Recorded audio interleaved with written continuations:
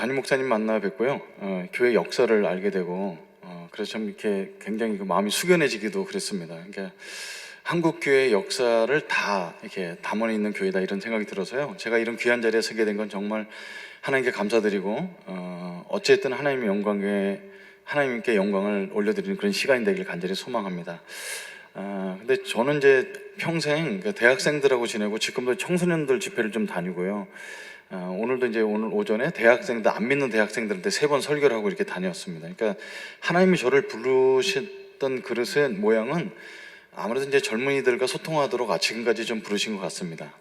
그래서 제가 말이 좀 빠릅니다. 그래서 양해해서 들어주시고요. 어쨌든 1시간 정도에 하나님께서 저에게 만나주셨던 하나님을 좀 증거하도록 하겠습니다. 여러분이 반응을 잘해 주셔야 저도 신나서 합니다. 예. 저희는 아이가 셋이 있는데요. 3명이 이제 자라서 이렇게 한국에서 3살, 2살, 3개월 때 한국을 떠나서 선교사로 살다가 이제 애들이 중고등학교 때 들어오게 됐습니다. 그래서 우리 애들이 이렇게 어떤 특징이냐면, 제가 살았던 동네가 광저우라는 중국 동네였는데, 평상시에는 광동어를 씁니다. 근데 학교 가면 보통어를 씁니다. 그러니까 이 두 말이 얼마나 다르냐면, 오늘 비가 왔다 그러면 이제 북경어로는 찐티엔 시아윌러 이렇게 얘기합니다. 근데 광동어로는 어떻게 표현하냐면 깜얏 로길러 이렇게 얘기합니다. 자기가 한국말하고 일본말 다른 것보다 더 달라요. 그러니까 아이들이 자라면서 집에서는 한국말 쓰지, 친구들끼리는 광동어 쓰지, 학교 가면 보통어 쓰지, 그리고 아빠의 위 상사는 미국 사람이니까 미국 사람 손님 오면 영어 쓰지. 그래서 애들이 이제 한국에 들어왔을 때 영어, 중국어, 광동어, 한국어 사귀고 되는 게 하나도 없습니다. 그러니까 이 말도 안 되고 저 말도 안 되는 이런 상태로 이제 한국에 들어오게 됐습니다. 첫째, 둘째는 사람들이 놀리는 걸 창피하니까 어쨌든지 이렇게 외국에서 산 티 안 내려고 한국 책도 읽고 따라가 잡는데, 막내가 문제입니다. 중학교 1학년 들어온 막내가 저랑 성격이 비슷해요. 그러니까 있는 대로 그냥 삽니다. 친구들이 말이 이상하다고 놀리면은 그냥 놀리면 닫고 말아요 그냥. 그래서 언어가 안 늘어서 얘를 한국말을 좀 가르치는 방법이 뭘까 해갖고 제가 냈던 게 이런 아이디어가 있었습니다. 그러니까 친구들을 사귀어서 욕 같은 거 배우지 말고, 아빠가 못 맞힐 만한 퀴즈를 갖고 오면은 아빠가 못 맞히면 10,000원을 주겠다고 그랬습니다.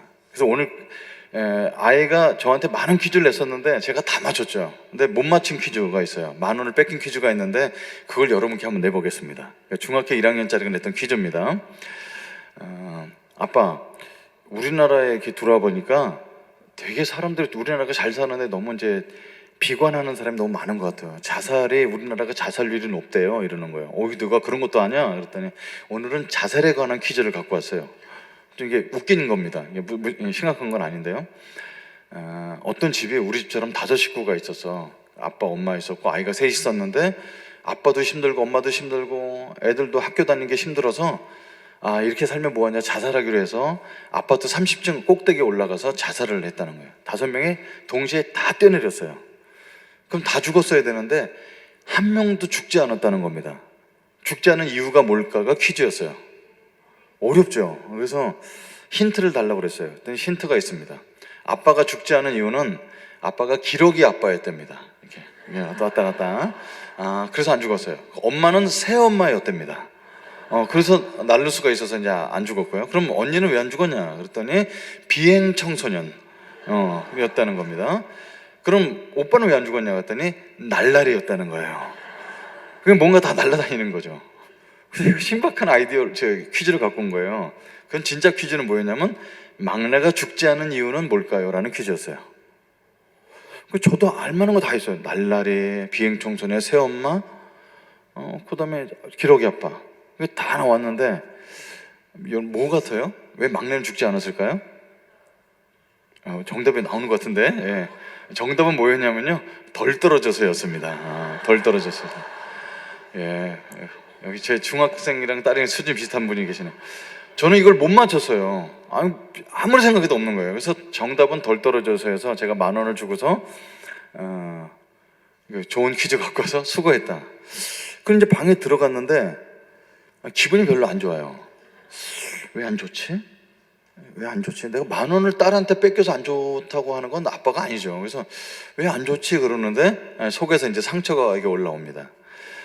저한테는 어떤 나쁜 추억이냐면 저희 어머님이 욕쟁이 할머니였어요. 동네마다 욕쟁이 할머니 계시잖아요. 저희 어머님이 육두문자, 욕을 많이 하시는, 삶이 고달프시니까.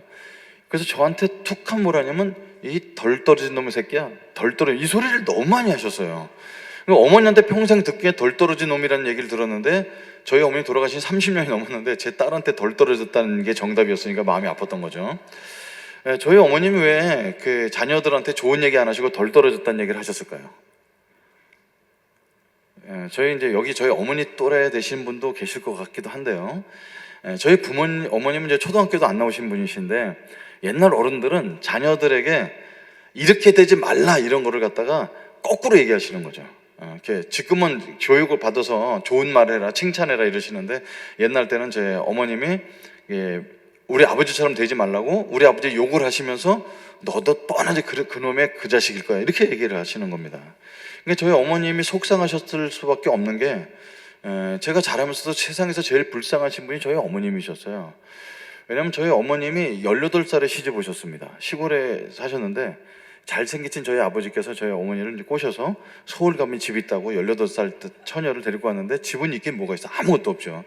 옛날 어른들은 그렇게 속여서라도 거짓말을 해서라도 이렇게 데리고 오는 게 능력이라고 생각하셨던 시절이 있었습니다. 그래서 18살에 시집 와서 아무것도 없는 집에 시어머니 모시고 사시는데 그래도 저희 어머님은 괜찮았대요. 왜냐하면 둘이 마음 합쳐서 열심히 살면은 이거 쓰러진 집이지만 세울 수 있다 이런 용기를 가지고 이제 공장살이 시작하시는데 알고 봤더니 저희 아버님은 알코올 중독이셨습니다. 그러니까 술을 가끔 드시는 게 아니라 아침서부터 술을 드셔서 막 거의 떡이 다 되시피 계시다가 10시쯤 주무셨다가 또 아침 일어나서 잠깐 뭐 하나 드시고 또 술 드시고 이렇게 사시는 겁니다. 이게 사회 적응이 안 되시고 되게 어려우셨고 가정을 너무너무 사랑하셔서 가정을 하나 더 갖고 계셨습니다.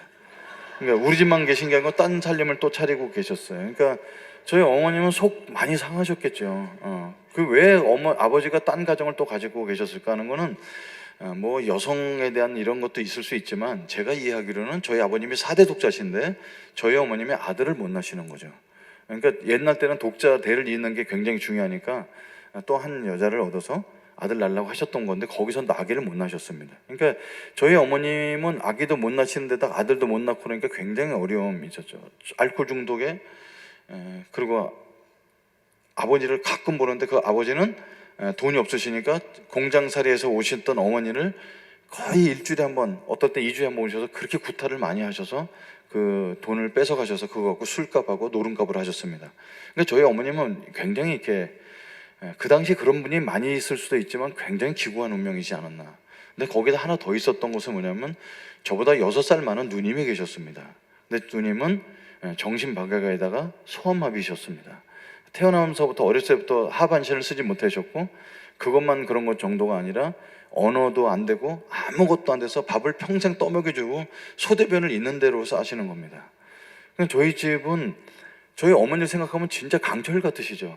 아버지한테 그렇게 돈을 주먹질로 맞아서 돈을 뺏기시면서도 집안을 살림을 일으키셔야 되고 밤 10시에 공장 생활을 마치고 들어오시면 그 오줌 똥을 싸고 있는 그 누나를 옷을 벗겨서 다 그 추운 겨울에도 소개걸로 하나 없어서 연탄불에 물을 데펴갖고 그 누나 다 치우고 나서 밤 11시에 이제 연탄불에서 밥을 얹어서 그 혼자 드시고 제 기억에도 그 설거지할 기운이 없어서 그냥 바로 쓰러져 주무셨다가 새벽 4시에 나가시는 이런 삶을 사셨던 저희 어머니는 정말 이렇게 되게 이렇게 쉽게 얘기하면 불쌍하신 어머님이신데 잘하시면서 점점 옛날 때 그 시골 같은 그 소녀 같은 어머님이 점점 세지시면서 아버지랑 이게 막 이렇게 맞지 않으시려고 싸우시고 자식 키우려고 이게 막 욕도 많이 하시고 그러셨습니다. 그래서 툭 하시면 아버지한테 맞고 기분이 안 좋으시면 저한테 뭐라 그러냐면 그 당시 못 알아들었어요. 무슨 말인지. 정수리에다 둔 분물 발뒤꿈치로 내려간다는 거예요. 그게 무슨 소린가 했더니 니도 안성이 70안에 더러운 놈의 시종자야. 맨날 그러셨으니까 얼마나 제가 기분이 안 좋았겠어요. 어머니는 그렇게 살지 말라는 거였는데 제 머릿속에 그런 것이 이제 뿌리가 박혀 있어서 마음이 어렵죠. 어느 날 제가 바깥에 나가서 눈이 온 날, 저희 산동네에서 살아갖고 이제 눈을 쓸어야 사람이 지나가다가 넘어지지 않는데, 눈을 쓸고 있으면 동네 사람이 지나가다가 아유 눈도 쓸고 그러네 착한 아들이야 이렇게 얘기하시는 게 아니고, 누나는 병신인데 아들은 멀쩡하네 이러고 지나가시는 겁니다. 그러니까 저희 집은 한 번도 승자의 집이라고 부름을 받은 것이 아니고 바보 있는 집. 짜장면 집에 가서 배달을 할래도 지금이야 앱으로 깔면서 신청하면 배달하는 사람이 요즘에, 옛날에야 그 시골, 이렇게 시골이 아니고 산동네 꼭대기에 번지수도 찾기 어려운 집은 짜장면집 가서 배달하고서 그분이랑 같이 집에 모시고 와야지 배달이 왔던 그 시대에, 제가 짜장면 시키러 손님이 와서 가면은 집에 가 있으라고 해서 저희 집 아세요? 그랬더니 알지 그 바보 있는 집, 이렇게 통화했습니다. 그러니까 이런 배경에서 자란 사람들의 특징이 있어요. 이렇게 부모님이 자주 싸우시고 싸울 때도 소리 지르는 정도가 아니라 칼이 왔다 갔다 하고 그 거울 깨지고 그릇 깨지고 이렇게 해서 자란 집에서 자란 자녀들은 마음에 많은 멍이 들었기 때문에 자신감이 없죠. 그러니까 이런 데 가서 사람들 앞에서 말을 한다든지 뭔가 자신감 있게 손을 들고 발표를 한다든지 이런 걸 평생 해보지를 못하고 자라게 됩니다. 그러니까 저는 저희 교회는 이제 8년 전에 개척을 했는데 청년 7명 갖고 개척을 했는데, 그 친구들이 결혼해서 여자친구 데리고 오고 남자친구 데리고 오고 이제 결혼해서 이제 아기를 낳아서 지금 8년 동안에 태어난 아기가 20명입니다. 그러니까 그 개척교회 땅바닥에 기어다니는 애들이 얼마나 많겠어요. 근데 저는 설교하지 못할 정도로 애들이 많이 시끄럽고 떠들어도 하나도 귀에 안 거슬려요. 그리고 저는 그 신혼부부들한테 얘기하는 건 아주 간단합니다. 여러분, 제가 무슨 자녀교육, 성경적 자녀교육, 제 아내가 교육하지만 저는 한 가지만 말씀드릴게요. 애들 보는 앞에서 소리 지르고 싸우지 마세요. 애들 영혼이 이렇게 상처를 입기 때문에, 부모님이 싸우면 내가 태어나서 부모님이 불행한 거야 이렇게 생각하기 때문에 절대로 싸우지 말라고 얘기를 합니다.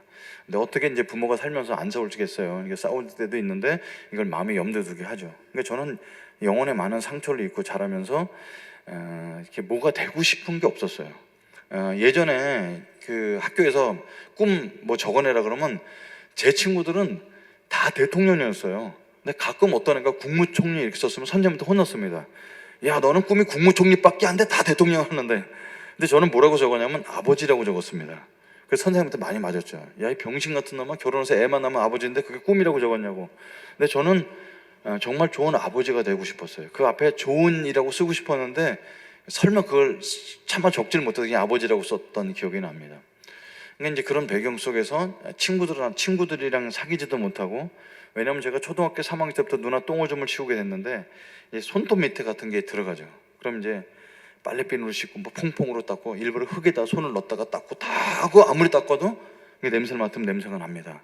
근데 3일에 한 번이면 또 똥을 치워야 되니까 내 몸에는 이제 냄새가 많이 배어 있겠죠. 그러니까 친구들이 저랑 짝을 안 하려고 그러고, 옛날 때 자치기 같은 거 하고 놀라서 골목 나가는데 내 손은 똥 맞은 손이라고 해서 그 자치기 막대기를 못 잡게 하는 거죠. 그러니까 지금 보면 왕따죠.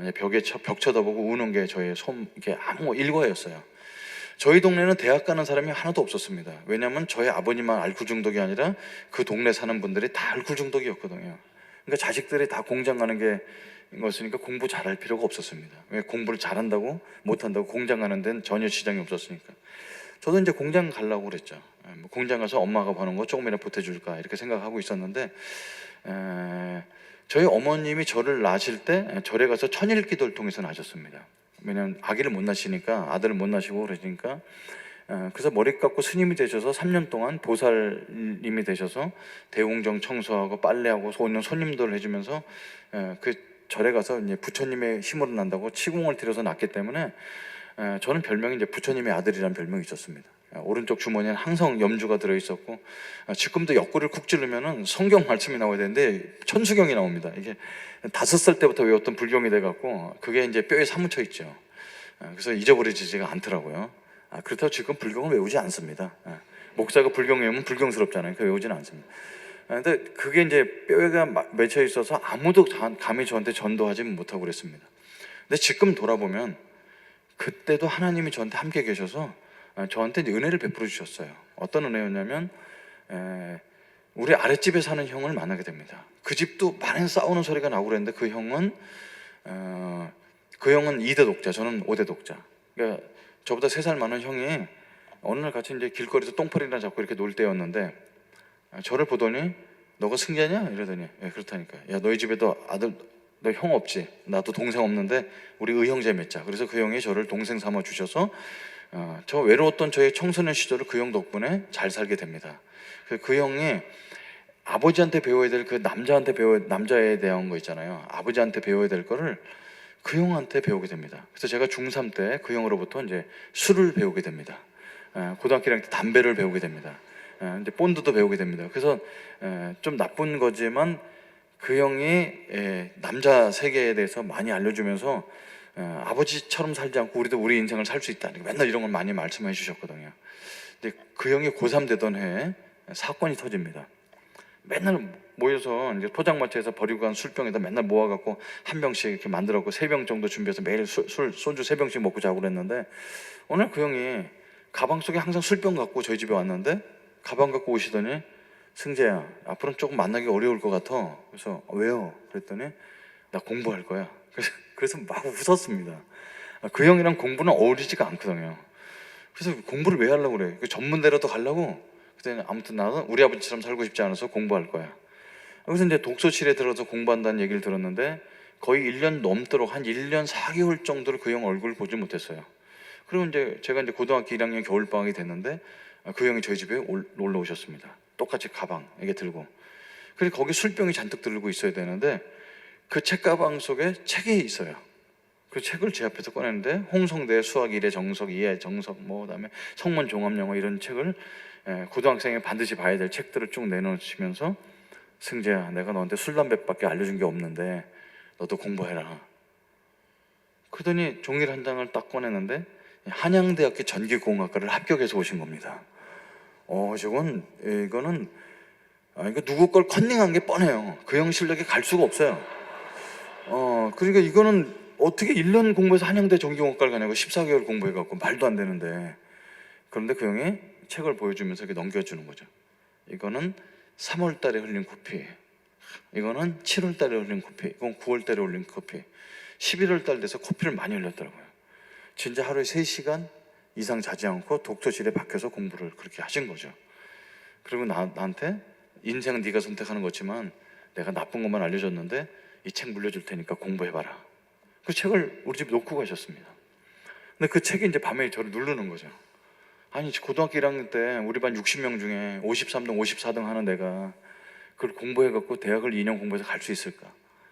그래서 어머니 오셨길래 어머니한테 보통 돈 달라고 그러면 이 썩을 놈아 돈이 어디 있어 맨날 그러시는데 엄마 나 저 아랫집에 사는 직원 형 대학 갔다는데 그 형 책 물려주고 갔는데 나도 독서실 가서 공부할 테니까 독서실 비용 줄 수 있어요? 이렇게 물었어요.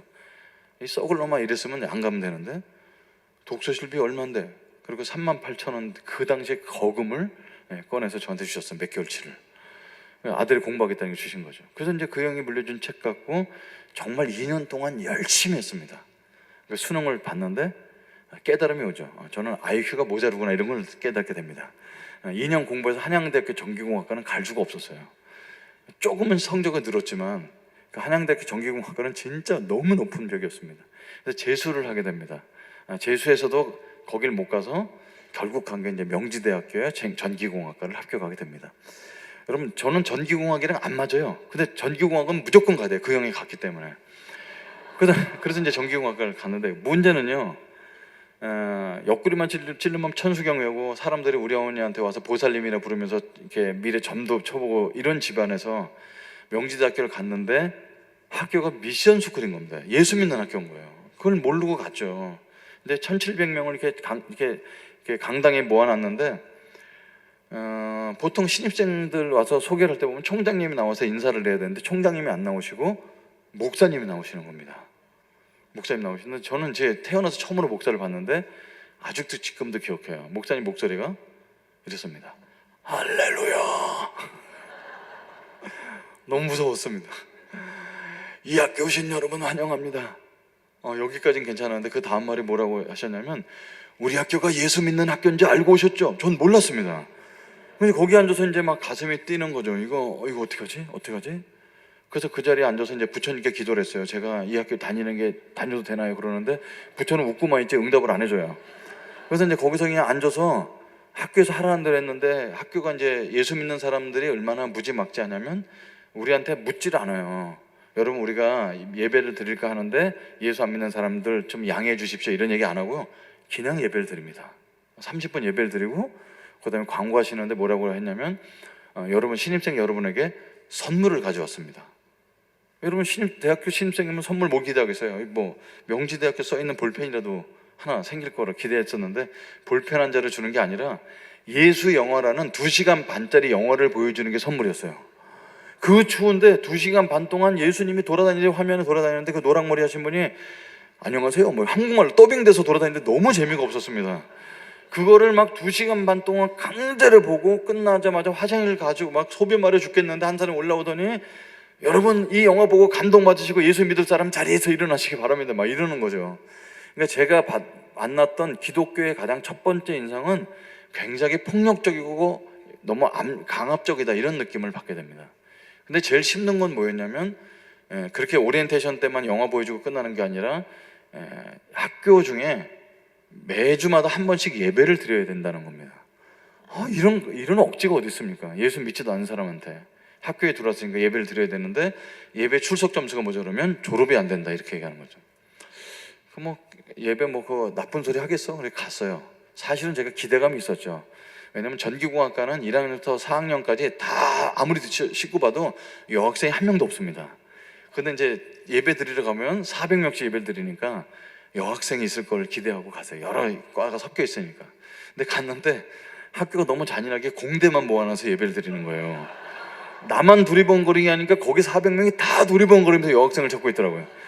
그러니까 얼마나 재미가 없습니까? 그래서 그냥 꾸역꾸역 예배를 드리고 이렇게 3월달, 4월달 뭐 데모도 하고 미팅도 많이 하고, 명지대학교 다니니까 창피해서 내 친구 서강대 다니는 친구 교련복 빌려갖고 서강대 사람이라고 거짓말도 해대면서 아무튼 필름이 끊기도록 술도 마시고 다니면서 그냥 대학생을 그렇게 하고 있었는데 5월 21일 날 그날이 제가 예배 드린 날에서 일기장에 쓴 날에서 기억을 하는데요.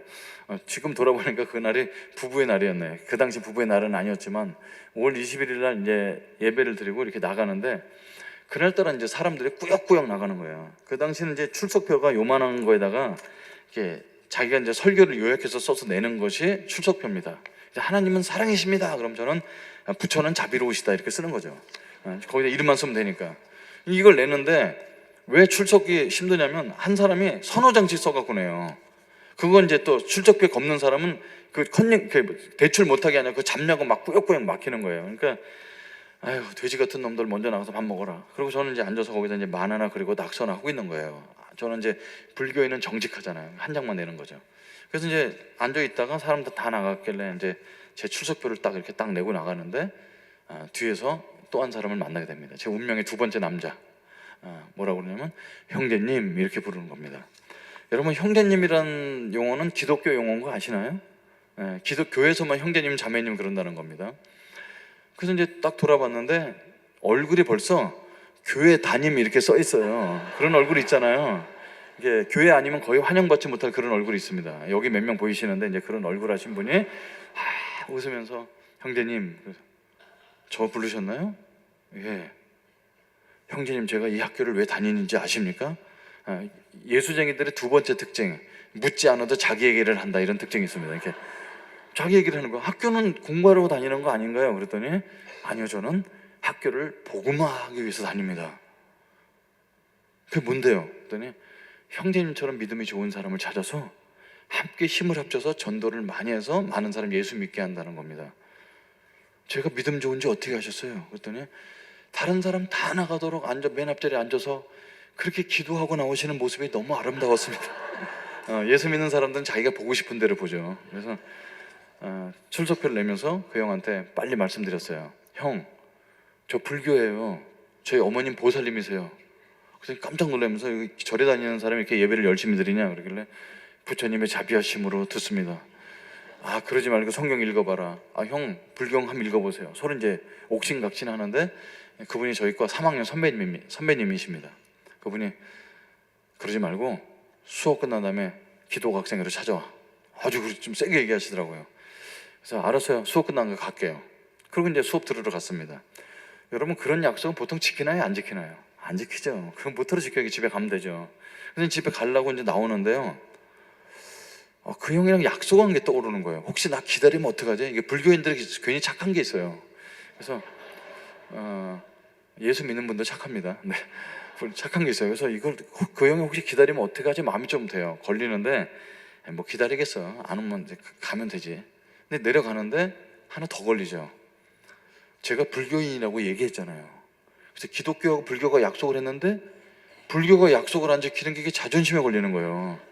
그래서 이게 야 이러면 부처님이 얼굴에 똥칠하겠구나. 그래서 이제 부처님의 영광을 가리지 않기 위해서 거기를 찾아갑니다. 근데 기독학생회라고 말씀하셨는데 제가 교회를 안 다니까 그게 뭔지 모르죠. 영어로 스카라고 돼 있어서 SCA라고 이렇게 돼 있는데요. 그걸 못 찾는 거죠.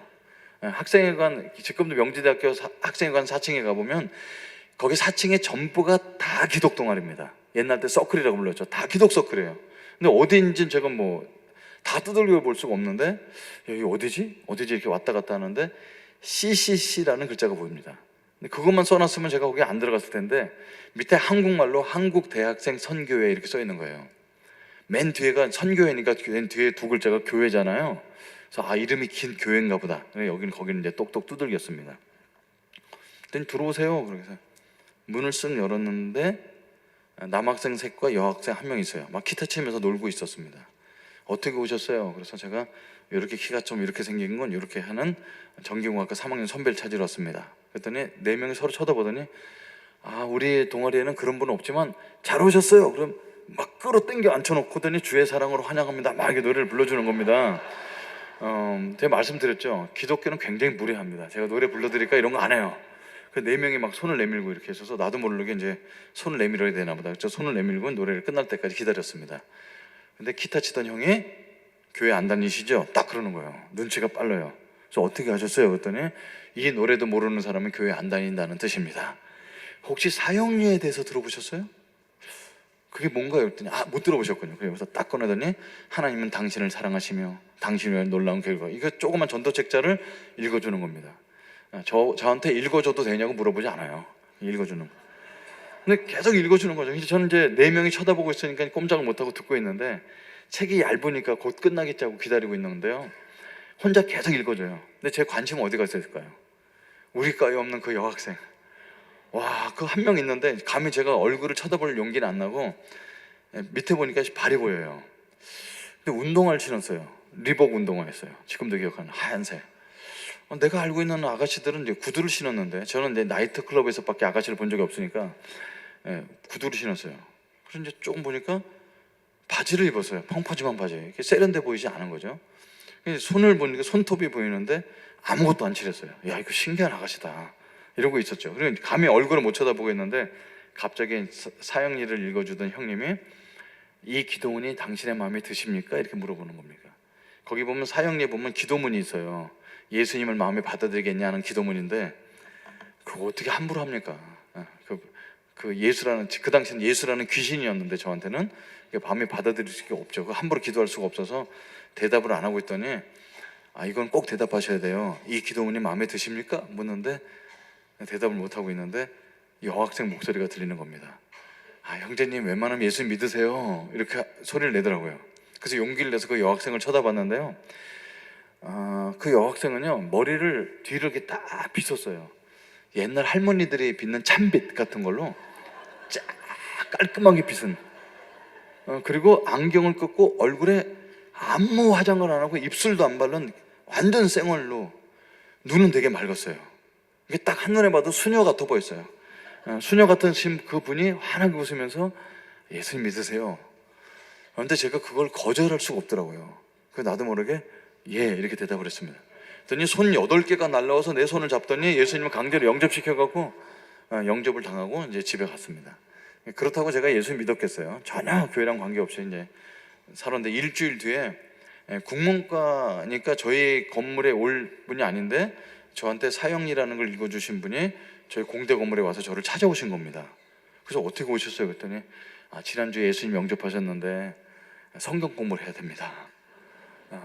저랑 같이 식사하시죠.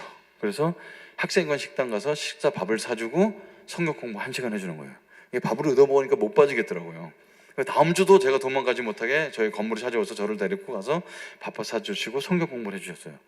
근데 기독교는 되게 이상한 게 공부를 가르쳐주면 저한테 돈을 받아야 되는데 기독교는 밥을 사주면서 공부를 해줘요.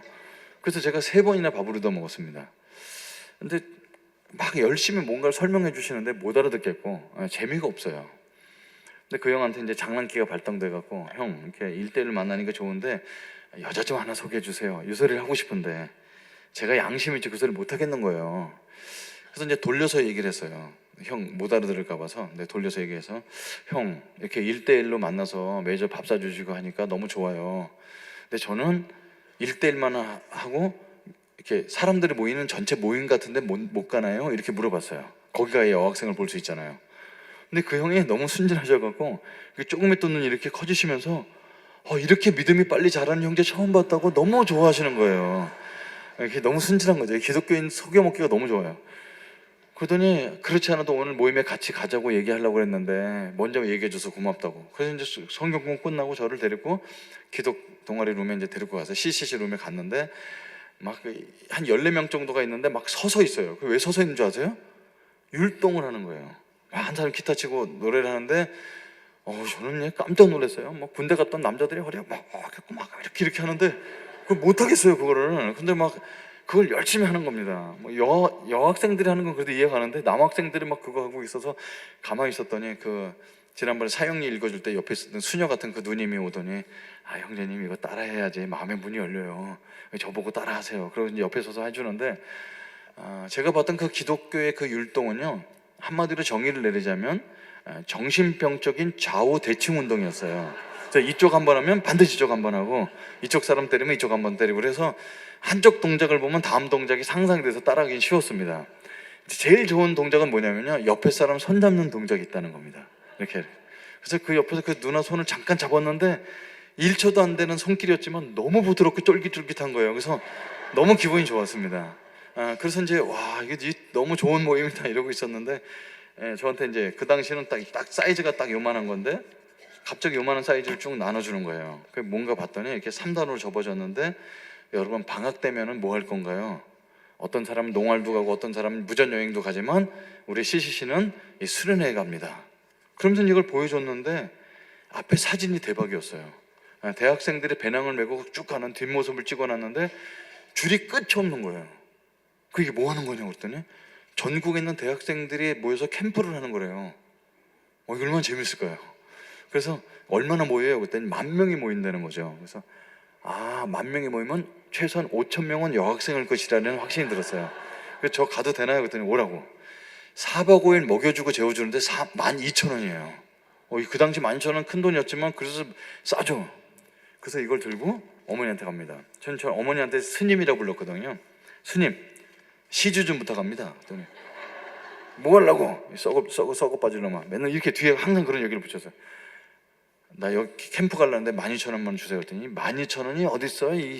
뭐라 그러시죠. 사진을 보여드리면서 며느리감 데리고 오겠습니다. 그랬더니 바로 치마를 거두셔서 공장에서 1,000원짜리 12장을 거서 주셨습니다. 이 어른들은 며느리감이 약해요. 그래서 12,000원을 갖다가 그 다음날 가서 학교에 수련회 비용을 완납을 하고, 그냥 갈 수가 없으니까 4박 5일이면 전 담배 2각이면 충분하거든요. 근데 손님 접대용으로 4각 더 준비해서 6각을 준비하고, 대학생들 모임 뻔하죠. 밤에 뻔하잖아요. 그래서 제가 이제 소주를 가져가면 이제 격이 떨어지니까 그 당시 유행했던 나폴레옹 한 병, 캡틴 큐 한 병, 이 2병을 준비하고, 술 먹은 다음에 노래 시키면 노래하려고 이제 윤수일의 아파트하고 내게 사랑은 너무 써 앵콜송까지 2곡을 준비해서 이제 수련을 갑니다.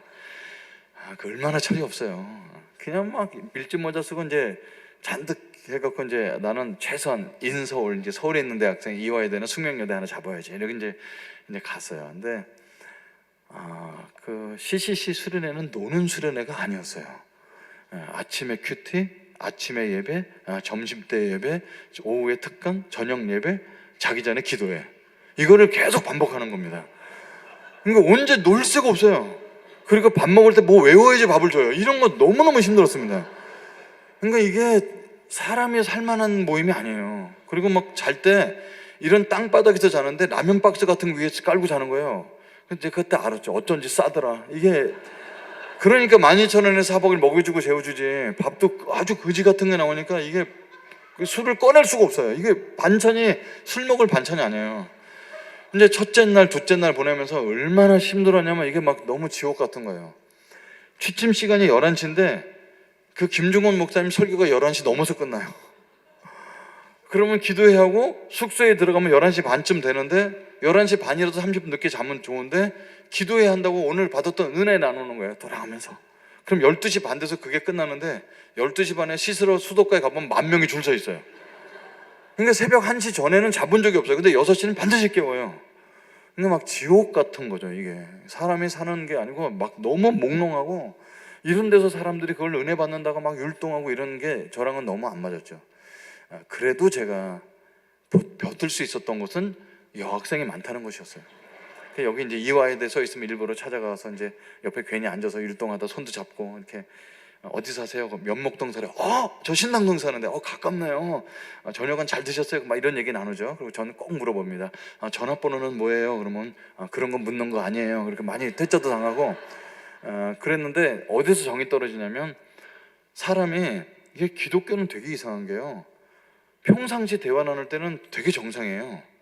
근데 우리 같이 기도합시다 그러면 갑자기 막 침을 튀고 가면서 얘는 아니구나. 이제 그래서 이제 딴 여자 차단다니고 이렇게 다녔어요.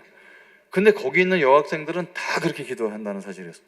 근데 희망이 하나도 없어지면서 3일을 지나면서 난 여기에 더 이상 있으면 안 되겠다, 이런 생각을 하게 됩니다. 저는 제 직감은 무슨 얘기를 드리냐면, 예수를 믿지 않는 사람이 교회나 수련회 왔을 때 받는 느낌을 그대로 전달해 주고 있는 겁니다.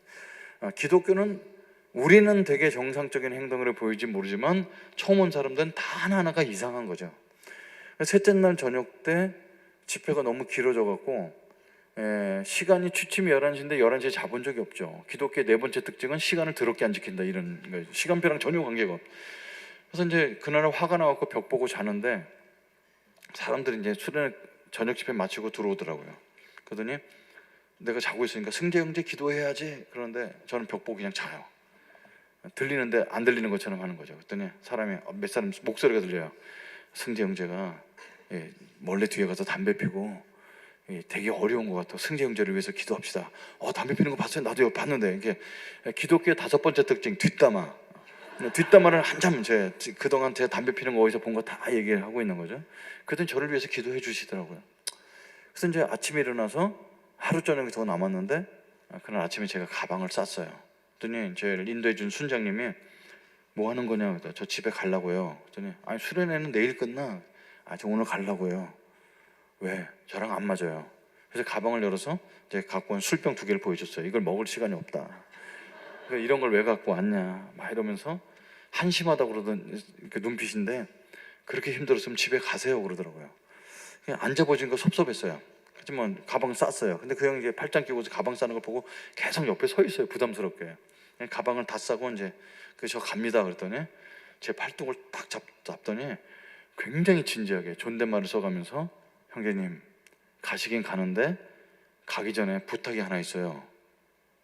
무슨 부탁이야 또, 이거 뭐 힘들어, 이게 뭐 돈 달라는 것 같기도 하고 되게 진지해서. 뭔데요? 그랬더니 가기 전에 제가 기도해 드려도 될까요? 그러는 거예요. 뭘 이렇게 힘들게 얘기하세요? 그 기도해 준 건 내가 하루 이틀 봤나? 그래서 이렇게 하라고 그랬는데 이 형이 혼자 기도하지 않고 방에 한 20명이 자고 있었는데 거기 광고를 하시는 겁니다. 여러분, 승재 형제가 오늘 수련회 마지막 날인데 참지 못하고 오늘 집에 간다고 합니다. 이 형제를 위해서 기도해 주고 싶은 분은 앞으로 나오시기 바랍니다. 그랬더니 20명이 다 나오는 거예요. 그 당시 얼마나 무서웠냐면, 여러분, 할렐루야 기도원에서 기도해서 사람 때려 죽이고 이런 게 뉴스에 날 때니까 이제 한 방씩 때리나 보다, 이런 생각을 가졌어요. 근데 때리진 않고 20명이 손잡고 막 기도를 해주는 거죠. 막. 근데 여러분, 제가 그 당시 믿었던 부처는, 그 당시 부처님이라고 그랬잖아요. 부처님은 귀가 커요. 그래서 속으로 기도해도 다 들으세요. 근데 하나님은 보통 귀가 필요한데 얼마나 소리를 지르는지 몰라요. 막 어마어마하게 소리를 지르잖아요. 그럼 막 소리 지르고 기도하는 거예요, 20명이. 그래도 이제 한 사람이 기도를 마무리하면 되는데 이 형이 뭐라고 그랬냐면, 승재 형제 오른쪽에 돌아가면서 기도하겠습니다. 기도가 길어지게 생긴 거예요. 이렇게 돌아가면서 한 명씩 기도하는데. 근데 기독교가 참 얼마나, 이제 제가 안 믿는 입장에서 볼 땐 몰상식해 보이냐면 말이 안 맞아요. 여러분, 제가 집에 간다고 할 때 허락해 줬죠? 그럼 가는 저를 위해서 기도해 준다면 뭐라고 기도해야 되나요? 버스도 잘 타고 집에 안전하게 갈 수 있도록 기도해줘. 근데 이 사람이 뭐라고 기도하냐면, 지금이라도 마음 고쳐먹고 남게 해달라고 기도하는 거예요. 아니 그건 나한테 대고 얘기해야지 왜 거기다 대고 얘기하는 거예요? 나한테는 가세요 그러니까 거기다 대고 남겨주세요 그러니까 되게 안 맞는 거죠. 야, 그래서 예수 믿는 사람도 참 신기하다. 그리고 눈 뜨고서 20명이 돌아가면 기도하는 걸 보고 있었는데 제 왼쪽에 손잡은 형이 기도를 하면 집에 가면 되는데요, 기도를 안 해요. 근데 왜 안 하나 이렇게 봤더니 울고 있습니다. 막 눈물이 땅에 뚝뚝 떨어져 있어요. 근데 이제 이상한 거죠. 아니 내가 집에 가는데 이 사람이 왜 울까? 아니, 사람이 울 수는 있어요. 아버님이 부모님이 돌아가셨거나 시련을 당했거나 울지, 내가 집에 간다는 지가 왜 울어? 근데 여러분, 예수 믿는 사람들 울면서 기도하는 거 들어보니까 할 말은 다 하면서 울어요. 하나님 아버지, 이 형제가 오늘 마지막 날인데 막 이러면서 막 뚝뚝 떨어져 있는 거예요, 눈물이. 그래서 여러분 지금 보면 이 사람이 나를 되게 사랑해주구나 이렇게 받아들일 수 있겠지만, 그 20살짜리 제가 뭘 알겠어요. 그 당시에는 뭐라고 그러냐면 이 병신 왜 울어 막 이랬습니다. 이렇게 너무 이게 우는 게 안 맞으니까 막 소름이 살짝 끼치고 있는데, 어머님이 저한테 평상시에 해줬던 말씀이 있습니다. 저희 어머님이 뭐라고 하셨냐면, 승재야, 우리 지금 집은 찢어지게 가난하고 아버지가 저렇게 술주정방이고 그래도 너는 똑바로 살아야 된다. 그래서 우리가 아무리 돈이 없어도 남의 눈에 눈물 나게 하면 안 돼. 남의 눈에 눈물 나게 하면 네 눈에 피눈물 난다는 걸 꼭 명심하거라, 이런 얘기를 많이 하셨어요. 이게 저는 내가 눈물 나게 한 거는 이 사람이 울고 있으니까 어떻게 해요. 그래서 울고 있는 형한테 손을 이제 흔들면서, 형, 울지 마요. 남으면 될 거 아니에요. 그랬더니 갑자기 20명이 주님께 영광의 박수를 돌리면서 너무 좋아하는 겁니다. 그러면서 그들끼리 뭐라 그러냐면, 주님께서 기도 응답하셨대요. 응답은 내가 해줬는데. 그래서 이제 그 형들한테 바로 얘기했습니다. 저는 식후연초 불로장생이라는 걸 믿습니다. 밥 먹자마자 담배를 피워 장수한다고 생각하고요. 그래서 전 밥 먹고 담배 피는 거 이해해 주시고, 밥 먹을 때 아무것도 안 외우고 먹겠습니다. 그리고 나 모임 같은데 가고 싶으면 가고 안 가시면 안 간다고. 그때 그러라고 다 허락해 줬어요. 그래서 저는 이제 딴 사람 이제 요절 외운다고 줄 서 있을 때 먼저 밥을 먹고, 사람 밥 먹고 있을 때 화장실에서 담배 피우고 막 도너스 만들고 지나가는 사람 약 올리고 막 이러고 있었어요. 그러니까 얼마나 이렇게 저기 있겠어요. 그 사람들 볼 때 야, 쟤는 나더라. 네, 그런 사람이었죠. 그 낮에는 이제 모임에 안 가니까 낮에 수련회 장소 돌아다니는 거예요. 그 당시에 전주대학교에서 수련회를 했었는데 낮에 덥잖아요. 에어컨도 없고 그러니까 산에 올라가요. 산에 올라가면 시원한 그늘에 시냇물이 있는데 거기 이제 송사리들이 있어요. 그러니까 발로 걔네들이 그냥 차고 있다가 막 걔네들 놀다가 밥 먹고 또 올라서 송사리 차다 이렇게 하루를 때웠었거든요. 근데 저녁 때가 됐는데 저녁밥을 먹고 사람들이 다시 묻더라고요. 오늘 이게 마지막 집회인데 안 갈래요? 그러길래 안 가요. 그래도 마지막인데 한번 가보자. 안 가요. 그럼 여기 짐 잘 지키고 숙소에 계세요. 그리고 이제 사람들이 다 갔어요. 강의실에서 우리가 잠을 잤거든요. 그래서 이제 멀리서 찬양 소리 들리죠. 근데 찬양은 하나도 모르니까 가봤자 따라 할 수가 없어요. 지금처럼 가사 띄워주는 것도 아니고. 그래서 이제 그냥 포기하고 있는데, 찬양 소리가 이제 줄어들 때쯤 되니까 어둑어둑해져요, 밤인데. 그래서 이제 깜깜하니까 불을 켜는데 불이 안 들어와요. 전기를 다 내려놓고 가갖고 깜깜해서 혼자 있기가 좀 그래요. 혼자 있을까 어쩌다가 그러다가 사람이 있는데 가야 되겠다, 이게 약간 무섭기도 하고. 그래서 그 집회를 갑니다. 깜깜해요. 김중건 목사님 설교하신 여기만 30절 백열전등 하나 있고, 뒤는 깜깜해서 옆에 사람 얼굴이 안 보일 정도로 어둡습니다. 그러니까 맨 뒤에 10,000명 있는 뒤에 가서 이렇게 앉았어요. 설교 이제 1시간 정도나 1시간 반 하면 이제 그거 때우면 내일 집에 간다 이렇게 생각하고 앉아서 아무 생각 없이 앉았는데 3일 동안 한 번도 들리지 않았던 설교가 귀에 들어오기 시작하는 겁니다. 그렇게 예배를 9번이나 참석했기 때문에 뭔가를 많이 들었었는데 기억이 하나도 남지 않는데, 그 마지막 설교를 들었던 것이 지금도 쟁쟁합니다. 그분은 강대상에 올라오시자마자 저를 들으라는 것처럼 모든 사람은 죄인입니다 이렇게 소리 지셨습니다. 모든 사람은 죄인입니다. 죄의 값은 사망입니다. 천국과 지옥은 분명히 있습니다. 여러분, 모든 사람은 죄인입니다. 다시 말씀드립니다. 모든 사람은 죄인입니다. 아무리 예쁜 미스 코리아라 할지라도 예쁜 죄인일 뿐입니다. 아무리 똑똑한 박사라 할지라도 똑똑한 죄인일 뿐입니다. 성자일수록, 마음이 깨끗할수록 그 사람들은 참회록을 씁니다. 왜냐하면 우리 양심이 우리가 죄인인 것을 말해주기 때문입니다. 21세기에 천국과 지옥이 없다고요? 천국과 지옥은 분명히 있습니다. 과학자들이 하나님께 돌아오고 있습니다. 이 생물학자들이 하나님께 돌아오고 있습니다. 왜냐하면 그들이 학문을 깊이 연구할수록 하나님을 만날 수밖에 없기 때문에 그렇습니다. 여러분, 천국과 지옥은 분명히 있습니다. 이게 제가 38년 전에 들었던 기억에 남는 설교 대목입니다. 나랑 아무 관계가 없죠. 그게 나랑 무슨 관계가 있겠어요. 그런데 여기서 이렇게 뭐가 올라오기 시작합니다. 여기서 저는 이거를 그 당시는 몰랐지만 예수 믿고 나서 나중에 제가 왜 그때 예수님을 만나게 됐는지 회상을 해봤어요. 교회도 한 번 안 다녔던 내가. 여러분, 하나님께서 우리에게 믿음을 선물로 주시거든요. 근데 저는 그날 밤에 믿음을 선물로 받았다는 걸 알게 됐습니다. 믿음은 어떻게 생기냐면 그리스도의 말씀을 들음으로 생깁니다. 저는 교회 안 다니지만 요절 억지로 암송했지, 설교를 꾸역꾸역 들었지, 기억도 남지 않지만 뭔가 살아계신 하나님에 대한 얘기를 계속 들었으니까 어렴풋이나마 그런 존재가 있을지도 모르겠다는 조그만 생각, 그 겨자씨보다 작은 그 믿음이 내 안에 심겨진 거죠. 근데 여러분, 믿음이 우리 안에 들어오게 되면 그 믿음이 하는 작용이 있습니다. 여러분, 믿음이 여러분 생기면 어떤 일을 할까요? 나는 선교사가 되겠습니다, 목사가 되겠습니다. 이거는요, 나중 얘기예요. 믿음이 우리 안에서 하는 가장 강력한 작용이 있습니다. 그건 뭘까요? 우리가 죄인인 것을 알려줍니다. 믿음이 우리 안에 들어왔을 때 우리를 양심을 자극해서 깨닫게 하는 것은 내가 죄인인 것을 알려줍니다. 거룩하신 하나님이라는 존재 앞에 우리가 설 수 없는 존재라는 걸 깨닫게 해주는 게 믿음이 하는 작용입니다. 그래서 저는 그날 그게 그런 작용인지도 모르는데 양심이 자극을 받으면서 수많은 사건들, 20살밖에 되지 않았지만 많은 사건들이 있습니다. 저한테 마음에 양심에 걸렸던 것은 저는 아버지를 아버지라고 한 번도 불러본 적이 없습니다. 강대상에서 이런 표현 쓰면 좀 그렇지만 저는 아버지를 그 새끼라고 불렀습니다. 어머니가 아파서 이렇게 맞은 자적 있으면 오늘도 그 새끼 왔다 갔어, 그 새끼, 맨날 그러면서 청소년 시절 되면서 아버지를 죽이는 상상을 수없이 했습니다. 오기만 해봐라, 오늘은 칼로 이렇게 찌르고 막 그런 상상을 수없이 하는데 아버지가 오면 쪼그라드는 거죠.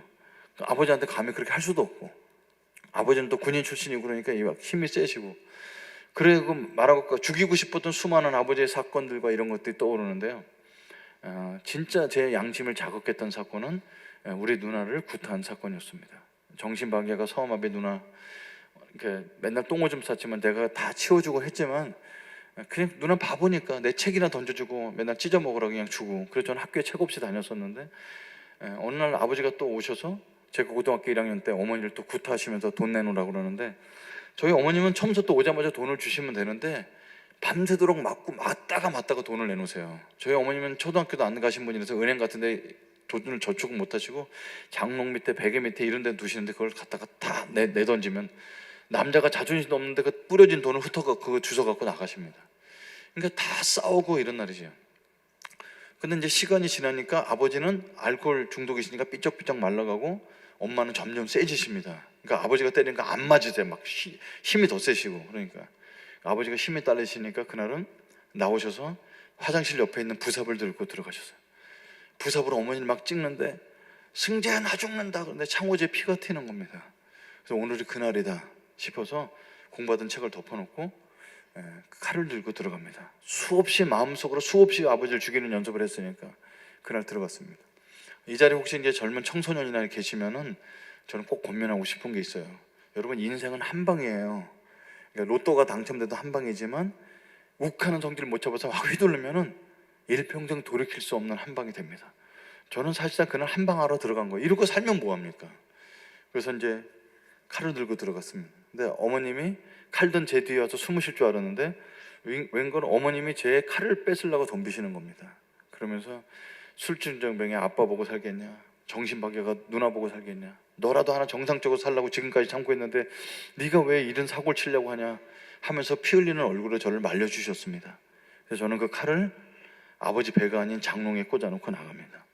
그리고 길거리를 돌아다니면서 해가 뜰 때까지 바깥에 헤매고 돌아다니고 나머지 굴뚝 밑에서 쭈그리고 자다가 이러다가 이제 아침 7시에 엄마 아빠 나간 거 보고서 이제 방에 들어가죠. 그래서 이제 도시락 싸고, 그 당시 도시락 싸갖고 다녀야 되니까, 그 다음에 숙제한 거 집어넣어놓고 옷 갈아입고 마당에 수도꼭지라고 하나밖에 없으니까 거기서 세수하고 이제 방에 들어갔는데, 저희 누님이 가끔 그런 적이 있어요.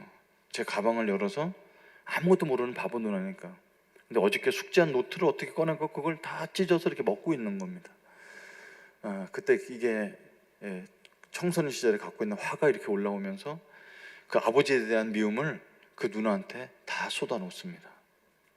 병신이 우리 집에 와갖고 나는 너 때문에 친구 하나 데리고 올 수 없고 나는 평생 네 똥이나 치워들어 태어났냐 이 병신아, 그러면서 누나를, 전에 그런 적이 없었는데, 한 번도 그런 적이 없었는데 그날은 너무나 무차별하게 누나를 구타하게 됩니다.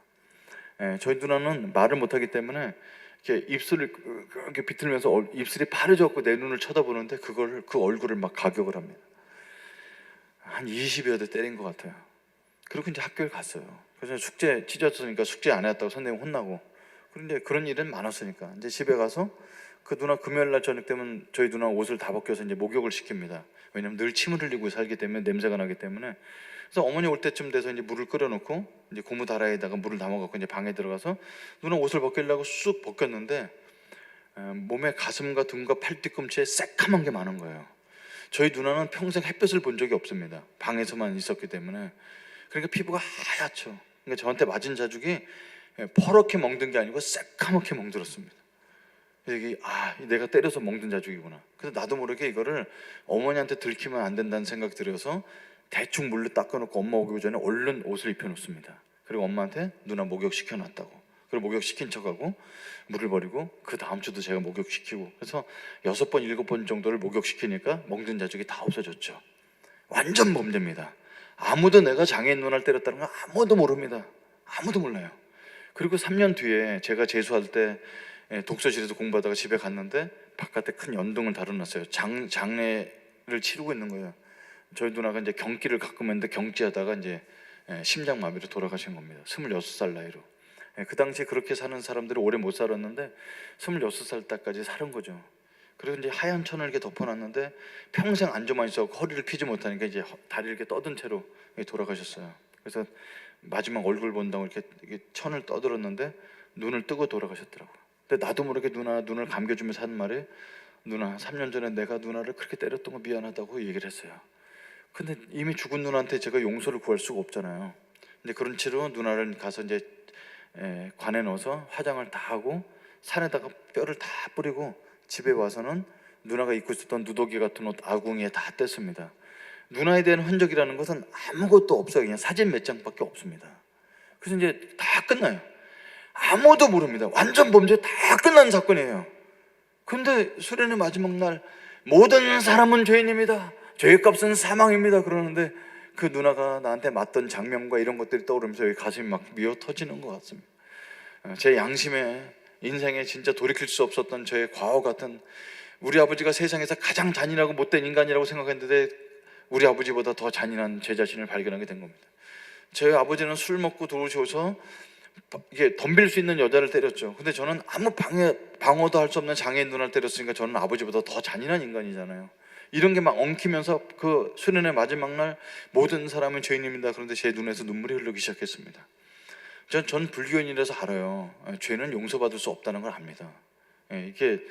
저는 이게 소고기 돼지고기 먹으면 안 되거든요, 불교인은요. 왜냐면 윤회설이기 때문에 우리 할아버지가 죽어서 소 될 수 있고 돼지 될 수 있기 때문에 안 먹는데, 어떻게 안 먹고 살아요? 누가 사진 먹고 만두라도 먹으면 그 속에 돼지고기, 소고기 들어있는 건데. 그래서 이거를 어떻게 해결하냐면, 돌아오는 일요일이 이제 주일이 석가탄신일이잖아요. 그 석가탄신일 날 4월 초파일 날 미꾸라지 같은 거 살아있는 거 10마리 사다가 이렇게 방생하죠. 피냇물을 이렇게 놔주면서 내가 1년 동안 지은 죄를 용서받는 같은 행위를 합니다. 근데 저 그거 많이 해봤는데요, 그렇게 한다고 죄를 용서받을 수가 없죠. 저는 초등학교 들어갈 때 1000배, 중학교 들어갈 때 2000배, 이제 고등학교 들어갈 때는 3000배를 했습니다. 3000배는 함부로 할 수 있는 게 아닙니다. 새벽 3시에 일어나서 마음을 정리하고 새벽 4시에 목욕 제기를 하고 4시 반 정도에 대웅전에 들어가서 5시부터 이게 절을 하기 시작하는데, 점심 먹는 1시간, 저녁 먹는 1시간 빼고 2시간 빼고 절을 하면은 밤 9시 반 정도에 끝나는 겁니다. 그러니까 3000배를 하고 나면은 신발을 못 끊을 정도, 손이 떨릴 정도로 힘들어요. 그러니까 함부로 할 수 있는 거 아닌데, 만약에 3000배를 내가 다시 해서 죄를 씻을 수 있다면 하고 싶더라고요. 근데 여러분, 이미 죽어버린 누나에 내가 해코지하고 그 방어를 할 수 없고 말도 못하는 장애인 누나를 때렸던 사건을 3000배 한다고 해결되겠어요? 3만 배를 한다고 해결되겠어요? 해결 안 되죠. 그건 제 양심이 얘기해 주죠. 이미 엎질러진 물은 담을 수가 없어요. 죄값은 치를 수가 없어요. 죄를 용서를 받을 수가 있는 길이 없거든요. 누나가 살아있다 할지라도 장애인 누나가 어떻게 나를 용서해 주겠어요? 안 되죠. 그래서 혼자서 막 그 누나에 대한 미움과 막 이렇게 미안함과 이런 것 때문에 눈물 흘리고 있는데, 설교가 들렸습니다. 여러분, 인간 스스로는 죄를 용서를 받을 수 없고 죄를 해결할 수가 없습니다. 인간 스스로 죄를 해결할 수 있다면 죄를 짓지 않았겠죠. 근데 인간은 스스로 죄를 해결할 수 없는데 죄를 해결할 수 있는 방법을 하나님께서 마련해 두셨습니다. 그것은 죄를 알지도 못하시고 죄를 짓지도 않으신 정말 순수하신 하나님의 아들 예수 그리스도가 이 땅에 사람의 몸을 입고 오셔서 우리의 죄를 대신 다 전가받으셔서 십자가의 저주로 돌아가신 사건입니다. 인간은 해결할 수 없는데 하나님의 죄를 해결할 수 있는 방법을 마련해 놓으셨습니다. 우리는 여전히 죄인입니다. 그러나 죄값은 치러졌습니다. 죄를 용서받고 싶은 분들은 이 시간에 예수님을 마음속에 받아들이시기 바랍니다. 이게 이제 그때 들리는 겁니다. 제가 양심이 있죠. 교회 한 번도 안 다녀봤고 성경책 한 번 읽어보지도 않은 내가 어떻게 그걸 그래 이게 받아들이겠어요? 어렵죠. 근데 막 눈물은 나고 있는데 그 안에서 20살까지 살았던 인생 속에 막 고달픈 생각도 많이 들고 힘든데 지푸라기라도 잡는 심정으로 거기 혹시 믿어볼까 하는 생각이 드는 거 있죠. 너무 신기해요. 왜냐면 이 불교에서는 용서받을 수 있는 게 없거든요.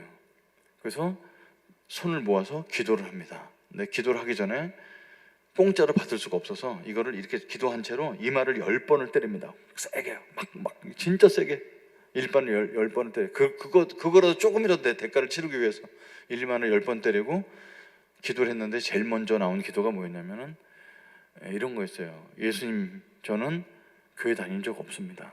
성경책 읽어본 적도 없습니다. 돈도 내본 적이 없습니다. 근데 부탁이 있어서 오늘 기도합니다. 우리 바보 누나, 작년에 죽은 우리 바보 누나 혹시 지옥에 있다면 저 대신 천국 보내주세요. 이걸 먼저 기도를 합니다. 누나에 대한 미안한 마음이 너무 있으니까. 그리고 나 같은 것도 용서받을 수 있나요? 그러는데 이게 똑똑 떨어지던 눈물이 는 대성통곡으로 바뀌게 됩니다. 막 혼자 계속 울고 있는 거예요.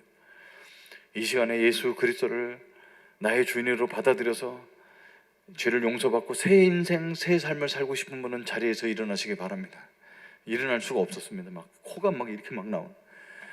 그런데 앞에 있는 대학생들 형들이 막 일어나는 게 보였습니다. 그래서 용기를 내서 맨 뒤에 있다가 저도 일어나서 예수님을 받아들이는 기도를 이렇게 하는데요.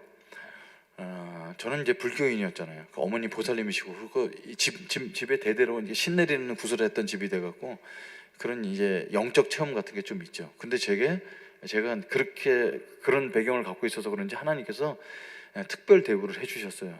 예수님을 받아들이고 울면서 하고 있는데 눈을 감았는데 파란색 불빛 같은 것이 내 눈을 통해서 이렇게 가슴으로 들어오는 경험을 하게 됩니다. 눈, 코, 입은 안 보여요. 근데 이게 하나님의 얼굴이라는 생각이 드는 거 있죠. 나를 향해서 환하게 웃어지는 그 빛을 가슴속에 품습니다.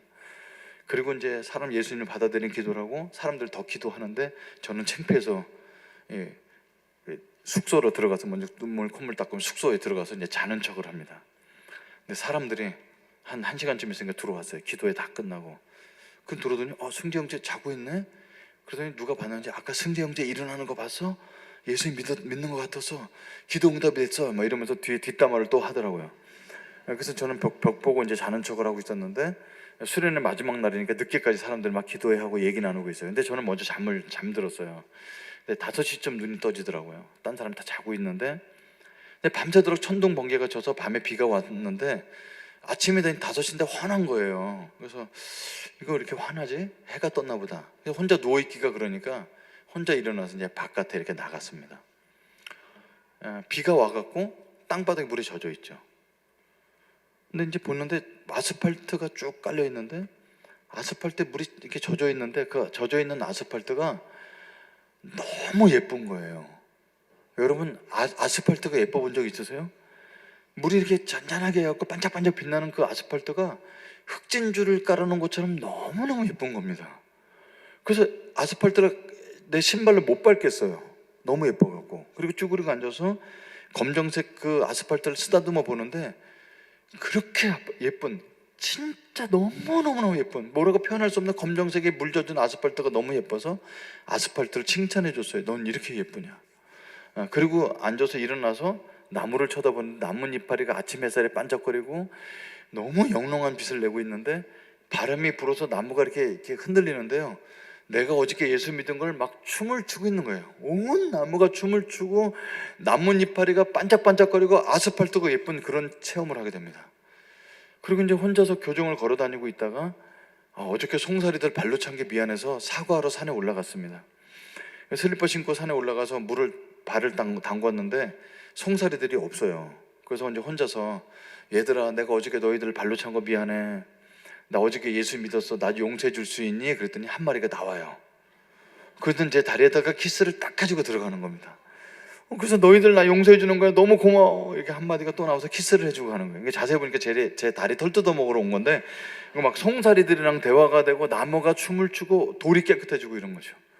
그런 체험을 아침에 혼자서 새벽 5시에 하고서 이제 숙소로 다시 들어가는데 내 가슴속에 떠오르는 사람이 있습니다. 누가 떠오를까요? 저희 어머니가 떠오르는 게 정상이라고 생각하는데, 그렇게 불쌍하신 어머니가 떠오르는 게 아니고요, 그래 평생 죽이고 싶었던 아버지 얼굴이 떠오르는 겁니다. 그래서 나도 모르게 해석을 하는 거죠. 우리 아버지가 저렇게 살 수밖에 없었던 것은, 우리 아버지 5살 때 할아버지가 돌아가셨어요. 그러니까 저희 아버님은 5살 때부터 고아였어요. 그 일제강점기 때 일본 끌려갔다 왔지, 6.25 전쟁 겪었지, 월남전 가서 사람도 몇 사람 죽이고 왔다고 그래갖고 훈장 받은 거 같고 술 드시다가 약주 이렇게 드시다가 알코올 중독 되신 이걸 우리 어머니가 얘기해줘서 알거든요. 그러니까 나 같아도 아버지처럼 살 수밖에 없겠다, 이런 상상에 살짝 되면서 서울 올라가면 아버지랑 식사 한번 해야 되겠다, 이렇게 나도 모르게 중얼거리게 됩니다. 이것도 나중에 돌아보니 이렇게 내가 누굴 용서해야지 이렇게 표현하지 못하지만, 나는 아버지가 세상에서 가장 잔인한 인간인 줄 알았는데 나는 아버지보다 더 잔악한 인간이다, 이런 걸 깨닫게 되면서 아버지를 용서하는 첫걸음을 내렸던 거라고 생각이 듭니다. 그래서 이제 혼자 그런 경험을 하고 숙소에 들어갔는데, 저보다 키가 크신 형이, 모르는 사람인데 어저께 예수 믿는 거 봤다고 그러면서 요만한 성경책을 이렇게 주는 거예요. 파란색으로 된 성경책을, 신약만 나온 성경책을 주면서, 성경책도 없죠. 그러면서 성경책 꼭 읽어보세요. 근데 앞에는 딱딱하니까 요한복음부터 읽어보세요 그러더라고요. 그 요한복음이 뭔지 모르죠. 그래서 이제 이렇게 넘기니까 요한복음이 나와서 쉬는 시간마다 읽는 거예요. 이게 제가 이게 공대생이지만 이게 소설책인 것처럼 읽는 겁니다. 불경은 되게 딱딱해요. 이렇게, 그리고 정국업제는 수리수리 만수리 수수자바 오왕냉지 옴도르지미자마, 이거 다 외워도 무슨 뜻인지 모르고 외우는 거예요. 이게 스님이 해석을 해줘야 알거든요. 근데 성경은 한글로 돼 있잖아요. 이렇게 하나님이 태초에 천지를 창조하시는, 이렇게 한글로 돼 있으니까 이해하기가 쉽죠. 그래서 제가 이해하는 것만큼 이해하는 거예요. 예수님 빛으로 오셨다. 조금 읽다 보니까 물로 포도주를 만드셨네. 그래서 사람들 인터뷰해 주시고 상담해 주시고 이런 게 보이는 거죠. 근데 요한복음 10장까지 읽었는데 거기에 뭐라고 나오냐면, 예수님이 나는 양을 위해서 목숨을 버리노라, 나는 양을 위해서 목숨을 버리노라, 이렇게 말씀하시는 거죠. 아무리 공대생이라도 알아요. 양은 우리를 얘기하는구나. 그런데 예수님께서 요한복음 10장 10절에 이렇게 말씀하셨어요. 도둑이 오는 것은 도둑질하고 죽이고 멸망시키려는 것뿐이요. 그렇지, 도둑은 도둑질하고 오는 거지. 근데 내가 온 것은 양으로 생명을 얻게 하고. 한데 그 생명이란 단어가 굉장히 진하게 보이면서 오늘 아침에 있었던 뭘로 해석이 되지 않나, 세상이 그렇게 깨끗하고 너무 좋은 세상이었던 것이 해석이 되는 겁니다. 어젯밤에 제가 예수님 믿었다고 해서 아버지가 알코올 중독이었던 것이 술을 끊으셨냐? 그렇지 않습니다. 우리 찢어지게 가난한 집이 잘 살게 되는 것도 아니었습니다. 저의 나쁜 버릇이 고쳐지는 것도 아니에요. 세상은 똑같은데 어저께 같은 경우는 살고 싶지 않았던 사람이 오늘은 이렇게 살고 싶었고 막 힘이 들어가는 몸에. 그래서 아버지랑 하면서 밥 먹을 용기도 생기고. 그래서 이게 뭐라고 설명할 수 없는 이게 생명이구나, 이런 거를 해석하게 됩니다. 이게 맞는지 틀린지 모르지만 예수님이 나한테 생명을 주러 오셨다는 것을 그날 아침에 성경책 읽다 깨닫게 됩니다. 여러분께도 말씀드립니다. 여러분, 예수님이 이 땅에 왜 오셨을까요? 교회를 세우시려고요? 아니요. 우리를 선교사 만드시려고요? 아니요. 우리한테 11조 받으시려고요? 아니요. 예수님이 이 땅에 우리에게 생명을 주시려고 오신 분이십니다. 근데 우리가 생명을 받고 보니까 이게 너무 감격스럽죠. 예수님 날 사랑하는데 너무 감격스럽죠. 그래서 예수님, 이런 예수님에 대한 사랑을 더 많은 사람이 알게 해주세요 하는 게 선교입니다. 예수님, 이렇게 예수님을 알게 된 사람들이 모여서 예배 드리고 하는데 예배당도 필요합니다. 그럼 헌금도 하게 되는 거고. 그래서 가장 중요한 것은 예수님 만나서 생명을 얻는 일이지, 예수님 우리를 일꾼으로 써먹거나 우리 돈이 탐나서 오신 분이 아니라는 겁니다. 예수님 우리에게 생명을 주시려고 오셨습니다. 근데 생명만 주시려고 오신 것이 아니라 더 풍성히 얻게 하려 하십니다. 우리에게 풍성한 삶을 위해서 오셨다는 것입니다.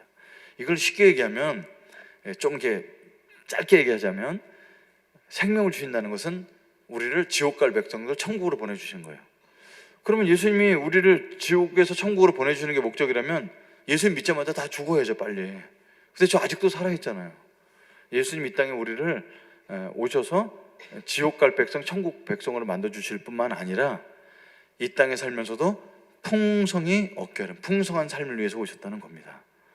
여러분, 근데 풍성한 삶은 이 자리에 계신 몇백 명 되신 여러분 안에 풍성한 삶에 대한 생각이 다 다르다는 겁니다. 70년대, 60년대 사셨던 분들은 우리나라가 가난했을 때는 잘 살아보세요, 잘 살아보세요. 잘 사는 게 풍성한 삶이었어요. 누구 너나 나나 할 거 없이. 아들이 없는 사람에게는 아들을 달라고 아들 낳으면 그게 풍성한 삶이었고, 그게 소원함을 이루는 거였죠. 어떤 사람에게는 건강한 거, 어떤 사람은 키가 크는 거, 별거 풍성한 삶일 수 있습니다. 근데 저한테 풍성한 삶은 좀 달랐어요. 저한테 풍성한 삶은 뭐였겠습니까? 저한테 결핍된 거, 행복한 가정을 가져보는 게 풍성한 삶이었습니다. 그래서 예수님 믿고 나서 하나님께 소원이 생겨서 기도했던 게 뭐냐면, 하나님 저 돈 많이 벌게 해주세요, 이런 기도 해본 적이 없습니다. 어차피 돈은 있어도 되고 없어도 되는 거 알고 살았으니까, 하나님 저는 어떻게 아버지 되는 것인지 모릅니다. 그렇지만 전 욕심이 있는데 정말 저랑 사랑하는 아내를 만나서 아기 낳고 살면서 행복한 가정을 하나 만들 수 있도록 그거 하나 부탁을 했습니다. 하나님께. 기도할 줄 모를 때부터 그렇게 가정을 위해서 기도했어요. 그러고 나서 저도 노력을 해야 되잖아요. 그래서 가정에 관한 책들을 많이 읽어보고, 학교에서 교양 과목으로 가정에 대한 거 얘기하면 거기 가서 듣고 그랬어요. 근데 어떤 게 충격이었냐면, 아버지가 어머니를 때리고 자란 것을 보고 자란 사람은 결혼해서 아내를 반드시 때린다는 거예요. 10이면 10명. 이게 무섭잖아요. 나는 아버지처럼 살고 싶지 않아. 그래서 결혼했는데 제가 이제 부부싸움 할 때 화가 나. 이래서 아버지가 엄마를 때렸구나. 그래 나도 때리는 걸 한다는 거예요. 폭력을 보고 자란 사람은. 그러니까 가정을 갖기가 무섭죠. 가정은 빨리 갖고 싶은데 가정 갖는 게 무서운 거예요. 이게 막 마음속에 싸움이 있죠.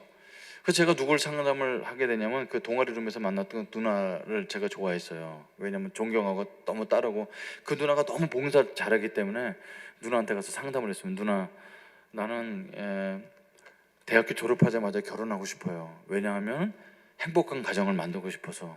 누나 그럼 여자친구 좀 하나 소개해 주세요. 그 얘기했더니 그 누나가 CCC는 연애하는 곳이 아니야. 그러면서 내가 기도해 볼게 그러셨어요. 그래서 나는 이제 소개해 줄 줄 알고 기다렸는데, 기독교인들이 얘기하는 기도해 볼게는 안 된다는 뜻이었어요. 근데 그것도 모르고 이제 계속 기다렸죠. 누나한테 그래서 왜 이렇게 기다려도 소개 안 해주냐. 그래서 계속 졸랐더니 자매 한 명을 소개해 줬어요. 근데 그 자매는 왜 저랑 데이트하려고 나왔을까요? 제가 믿음이 연약하니까 저를 믿음을 끌어올려 주려고 온 거예요. 그 자매님의 어머님이 전도사님이셨거든요. 그래서 이제 성경 공부를 하면서 데이트를 하는데, 이게 너무 재밌는 사실은요, 이게 신앙이 이렇게 제가 올라가는 게 아니라 그 자매님이 저한테 눈높이를 낮아지셨어요. 그래서 이제 성경 공부 안 하고 데이트하기 시작하고, 에버랜드 놀러 다니고 수업 빼먹고 놀러 다니면서, 그 자매도 제가 첫사랑이었고 저도 그 자매가 첫사랑이었어요. 얼마나 뜨겁게 사랑했는지 모릅니다. 하나님도 없이 살았어요. 막 너무 뜨겁게 사랑했죠. 근데 그는 어느 날 그 자매님이 공부를 잘하는 사람이었는데, 승재 형제 나 미국으로 유학 가게 됐어. 2대학에 합격했는데 미국에서 공부하고 돌아올 때까지 나 기다려줄 수 있지? 그러는 거예요. 그럼 기다려야지. 얼마나 공부할 건데? 그랬더니 짧으면 7년, 길면 10년 공부한대요. 근데 이런 건 기다리면 안 되는 거예요. 그래서 덕수궁에서 2바퀴를 돌고서 그 자매를 보내줬습니다. 근데 학교를 갔는데 학교 다닐 맛이 안 나요. 어깨를 이렇게 쳐줘서 다녔던 거예요. 그때 그 누나가 부르더니, 야, 사내 자식이 여자친구 그거 하나 없어졌다고 그렇게 기운 빠져서 달면 되냐고. 그럴 줄 알고 한 명 더 준비했어. 그래서 한 명 더 소개해줬는데, 이 자매랑은 3개월 사귀고 헤어지게 됩니다. 왜냐면 이 자매는 집이 너무 부자고 안 맞아요. 그럼 이제 대학교를 졸업하고 저는 CCC 간사라는 걸 하게 됩니다. 학생들 전도하고 막 맨날 설교 준비하고 이런 거였는데, 그 누나가 한 명 더 소개해 준 사람이 신학교 다니는 자매를 소개해 줘. 저랑 동갑 자매를. 그 이제 믿음도 맞죠. 신학교 다니죠. 뭐 그런데 저의 꿈은 뭐였냐면 중국 선교사가 되는 겁니다. 그래서 중국 선교사가 된다고 얘기했더니 자매가 너무 놀라는 거예요. 자기는 선교를 못 한다고. 아니, 사역자가 하나님 부르시면 해야지, 그 왜 안 되냐 했더니 중국에 단기 선교차를 한번 갔다가 중국 음식 먹고서 다 토하고 일주일 내내 아무것도 못 먹고 왔다는 거예요. 자기는 외국 선교는 못 한대. 차라리 국내에서 교회 개척하면 되지. 그래서 이것 때문에 옥신각신 이게 그 비전이 안 맞는 거죠. 이 자매가 결단을 해서 금식기도원에 들어가서 5일 동안 물만 마시면서 금식기도를 했습니다. 그 5일 만에 이제 나왔어요. 이게 나왔는데 얼굴이 하얀 게 얼굴이 요만해져갖고 너무 이뻐져갖고 나왔더라고요. 그래서 이제 하나님께서 이제 뭐라고 응답하시는지 기다리고 있었더니 그 자매가 얼굴이 환해갖고 나와서 하나님께서 응답하셨다고. 그래서 그래, 뭐라고 응답하셨어? 그랬더니 형제는 아니라고 말씀하셨다는 겁니다. 저는 이게 연애를 3번 해봤는데 한 번도 제가 자매를 싫다고 해본 적이 한 번도 없습니다.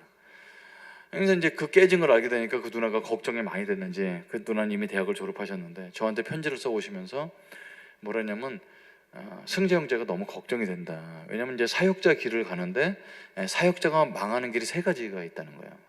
그게 돈, 권력, 여자 문제. 근데 형제는 돈 사랑은 별로 없는 것 같고 권력 욕심도 별로 없는 것 같은데 여자가 그렇게 문제다. 그러니까 데이트에서 누구 소개해주면 첫날부터 손잡으려고 그러고 거룩하지 못한 행동을 많이 하고 이런 걸 다 알고 계시죠. 그래서 그게 이제 문제가 돼서 걱정이 되는데 더 이상 소개해줄 여자가 없다. 그러면서 혹시 나는 어때? 이렇게 물어보셨어요. 그 주소 보니까 면목동이에요. 그래서 이제 542번 찾아갔고 면목동에 찾아갔는데 그렇게 저한테 당당하던 누나가 저를 눈을 못 마주치는 거 있죠. 결론적으로 말씀드리면 지금 그 누나랑 결혼해서 산 지 31년 되었습니다.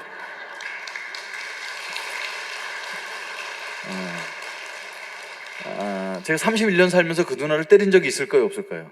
없습니다. 때릴 수가 없죠. 이게 문화가 다르죠. 저는 불교 집안에 살고 거기 기독교의 4대째 믿는 집안에 장인어른이 장모님이시니까 삶이 다른 거죠. 근데 저는 화가 나고 그러면 막 흥분해서 얘기하는 거예요. 제 아버지가 썼던 용어를 막 쓰는데 제 아내는 말은 그렇게 하시는 게 아니에요. 그러니까 수건이 없으면 이게 수건 하나 없어. 그래서 다시 말씀해, 수건 하나 없어, 그렇게 얘기하는 거예요. 아니라 여보 여기 수건이 떨어졌네. 다시 한번 말씀해 보세요. 그래서 말도 많이 고치게 되고, 이게 싸울 수 있죠. 부부가 안 싸우는 사람이 어디 있어요. 티격태격 싸우죠. 그럼 저 흥분해 올라가면 대화가 더 이상은 더 안 되네요. 그럼 먼저 자요. 혼자 막 흥분하고 있다가 아침이 되면 제정신이 들어오죠. 그럼 여보 내가 어저께 화내고 이렇게 한 거 잘못했어요. 이제 제정신 들어오셨어요? 그럼 뭘 잘못했는지 10가지 써오세요. 그럼 전 10가지 써갖고 이렇게 검사를 맡고 그랬던 기억이 납니다. 되게 꼼꼼하심. 지금은 그러지 않습니다. 그러니까 저한테 어떻게 이런 사람을 주셨을까? 누구나 다 금방 사랑할 수 있지. 근데 내 과거를 다 알고 이런 아픈 가정에서 살아나온 사람을 만날 수 있는 이런 확률이 있을 수가 없는데 하나님이 최고의 배필을 주셨죠. 우리 애들이 자라면서 나는 빨리 결혼해서 엄마 아빠처럼 아들 하나 딸 둘 낳을 거야, 이런 얘기를 하고 자랍니다. 그러니까 저는 아빠가 되는 게 너무 무서워서 영화 같은 데 보면은 하나님 아기가 태어나면 아빠가 돼서 너무 기뻐했다는데 저는 아기가 태어나니까 이게 어떻게 안 할지 모르게 좀 무섭더라고요.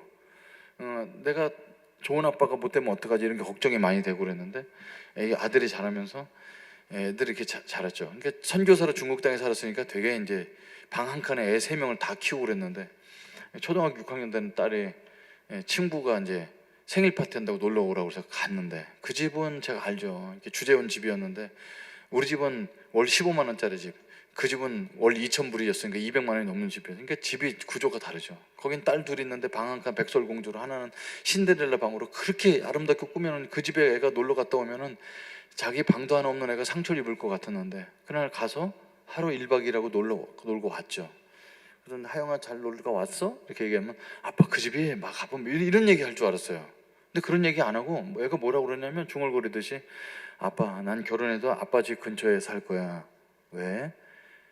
아빠 난 결혼해서 아기를 이렇게 3명 낳을 건데 아기 태어나면 아빠가 우리가 어렸을 때 했던 것처럼 등에서 말 태워주고 이런 것들 우리 애들한테 똑같이 해주세요, 이렇게 부탁을 하더라고요. 그게 아무 철이 없는 애잖아요. 초등학교 6학년인데 근데 그 얘기 듣는데 갑자기 막 눈물이 막 터져 나오는 겁니다. 나는 어떻게 아빠를 할지도 몰랐는데 우리 애들이 아직도 태어나지 않은 자기 자식들을 맡기고 싶은 아빠잖아요. 그게 저는 너무 행복했습니다. 그 아이가 지금 커서 32살입니다. 걔가 이제 독립해서 나가면서 봉투를 2개를 주는 거예요. 이 봉투가 돈이 들었어요.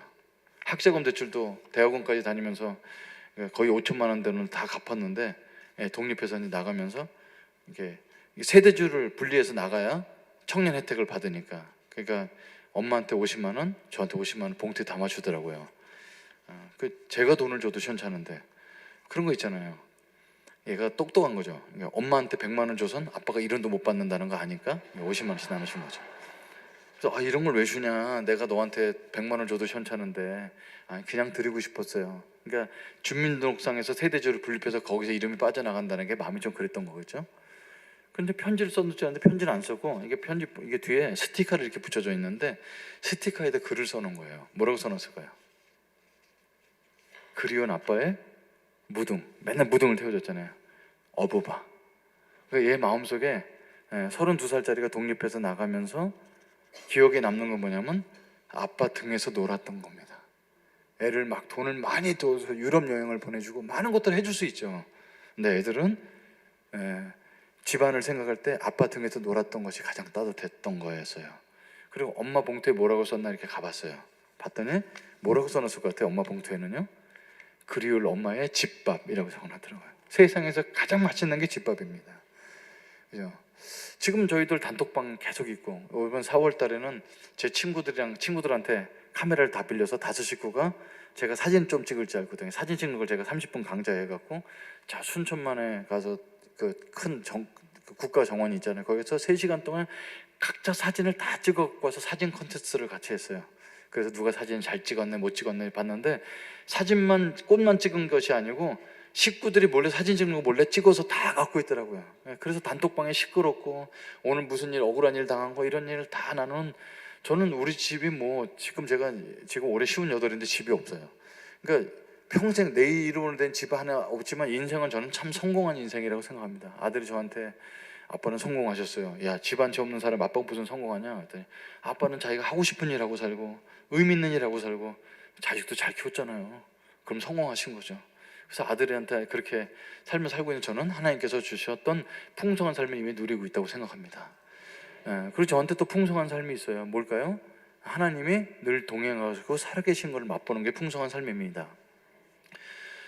저한테 이제 잊지 못할 수많은 간증들이 있는데 그 중에 한 가지만 말씀드릴게요. 원래 끝나야 될 시간인데 죄송합니다. 제가 어차피 여러분 또 볼 일이 없을 것 같아서 오늘 다 말씀드릴게요. 중국 선교사를 하면서 굉장히 기적을 많이 체험했습니다. 저는 선교사 생활할 때 평신도였어요. 신학 공부를 하지 않을 때였어서 평신도 선교사를 나가서 후원받기도 좀 어려웠었는데, 제가 이제 거기서 캠퍼스 사역을 개척하고 있어서 열심히 사역하고 있는데 한국에서 전화가 왔습니다. 지금 한국 대학교가 어렵다고, 너 한국 들어와서 사역했으면 좋겠다고. 여러분, 선교사로 나가는 것도 소명이지만 한국 땅에 다시 돌아가는 것도 소명입니다. 우리 애들이 다 외국에서 자란 애들이 지금 들어가서는 대학도 못 갈 애들이 될 것 같아서, 국제 미아가 될 것 같아서 미안했지만, 그래서 우리가 선교사가 어떻게 자기가 살 땅을 자기가 결정해요. 그래서 가족 예배 때 기도하는데 애들이 아무것도 모르는 애들이 아빠가 가는 곳에 저희들 갈게요 이러더라고요. 그래서 한국 땅에 들어가기로 결정했어요. 근데 문제가 있습니다.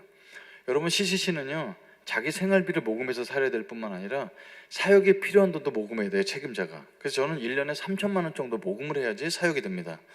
여러분, 선교는 기도와 눈물과 피와 땀으로 하는 거예요. 근데 돈 없으면 선교가 안 된다는 사실 아십니까? 그래서 방도 모여야 되고 중국 애들이 헌금 내는 게 없으니까.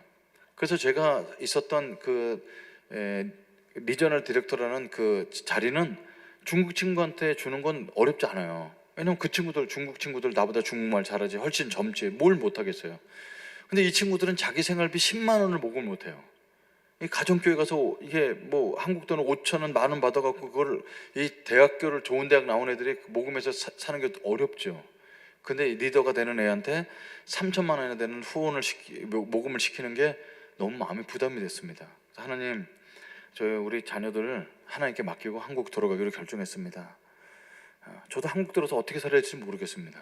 그런데 주께서 인도해 줄 줄 믿습니다. 근데 제 마음에 부담이 있습니다. 중국 애들한테 매 해마다 3천만 원씩 모금하는 거, 그 부담 주지 않고 해결할 수 있는 방법이 없을까요? 근데 하나님께서 바로 감동을 주시더라고요. 야, 네가 그동안 안 나갔던 한인교회 부탁해봐라.